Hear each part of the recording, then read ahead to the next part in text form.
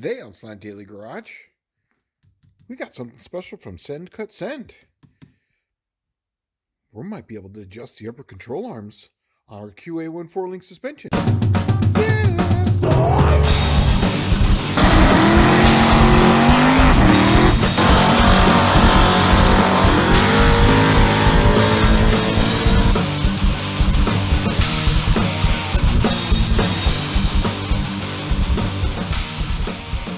First thing I made was these are going to be the controls.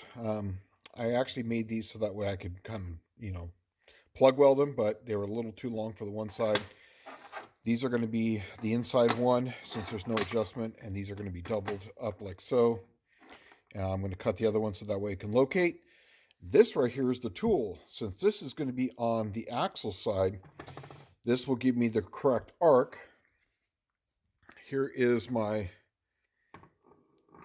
upper control arm, and I'm going to try to do this with a one-handed bandit, but yep, 10 3/4 inches. So that way when I put this in, I'll put this in the upper hole, and that way I'll line up these two holes. So I just do that one and that one and that one, do my weld, and then so I've got two of those, so I could do one side at a time.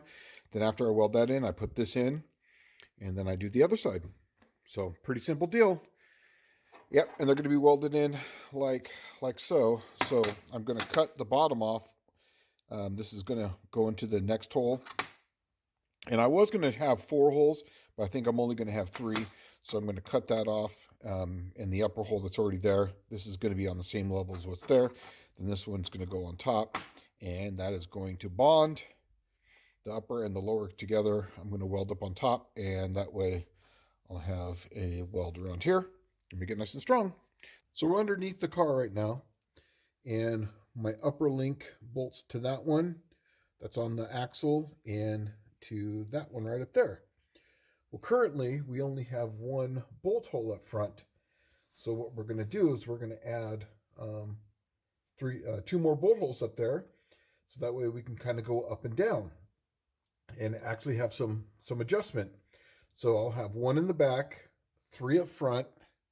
I'll have 2 up here, then I have 3 right here. And I can also, this is a universal one, so I'll have 3 here, 2 there, 1 there, and 3 up there. So that way I can set up my anti-squat and my squat, however, if I want on radial or slicks. And that's what we're getting. Next step, cutting and welding. So I just welded up this one. It's really hot. But that's how I'm aligning it. And yeah, I mean, it's actually going to work out kind of good, I guess. I don't know. So if this works out, then I'm going to, I have another set that I'm going to put on that car up there. And if this works, but I got to tell you, that's the next car to get going once I get done with, doing some of the stuff on the Cookie Monster. Desert Dart. Desert Dart is going to get going. I'm getting happy for that. So there it is. So this is the tool installed right there. And then this, I'm sorry, there's not much room in here, but that is, there's hole there, hole there, and hole there. And this is the arc, and this is at ride height. So that way I'll have 1, 2, 3 adjustments. I'm going to use the top hole, which was going to be an extra bolt. I'm going to use that for a plug weld, and I'm going to weld this in right here. And this is nice and tight. And then I'm just going to tack weld it here, put the other side on, and tack weld that one in. So that way I have 3 adjustments up here on top. So that's basically what I'm doing. So I'm going to tack weld this side in, and then I'll go to the other side. Moving on. So I've got it just tacked in here right now. This is just a little tack weld, but you can kind of see the idea of it. I got the other side tacked in, and then I'm dropping out the rear end, and going to go from there. But yeah, so this is just going to get welded all the way around, plug welded there, zip down, and then take these off and finish welding it in. Moving on. So I'm just clamping them together using the bolts to line the holes, and then I'm just welding these up, and they end up looking something like this when I'm done. And then I'm putting these on and using the bolt holes that I've already put on there. These are the ones that are going to be on the inside. And there's can see right now what I'm doing here. You can see that I got that side in on that side in on that. I'm doing one side at a time.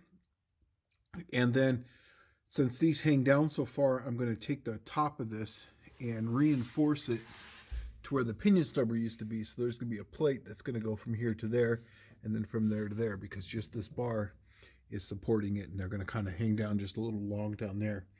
So yeah, it'll be a double shear and then supported on the inner ones up against that, since that's the one that's going to want to try to twist like this, if it does. So yep, that's where I'm at.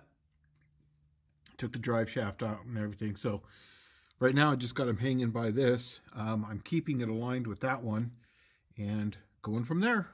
All right, moving on.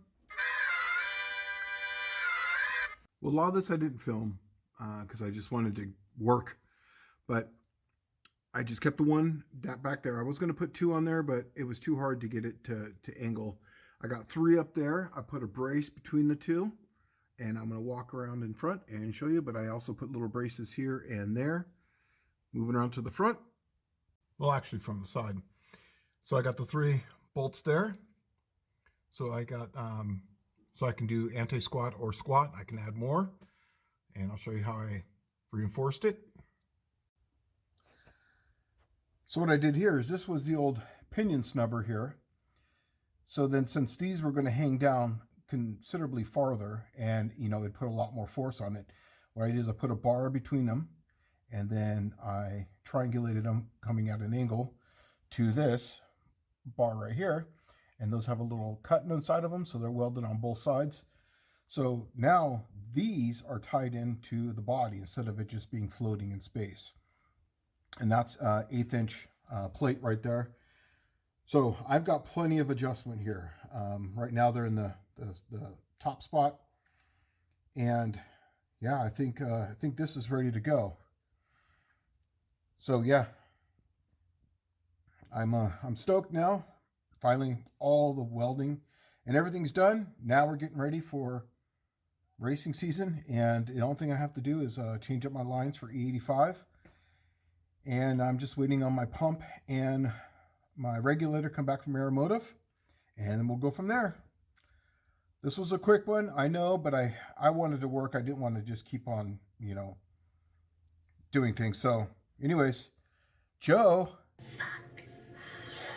haha, I got your number, sucker.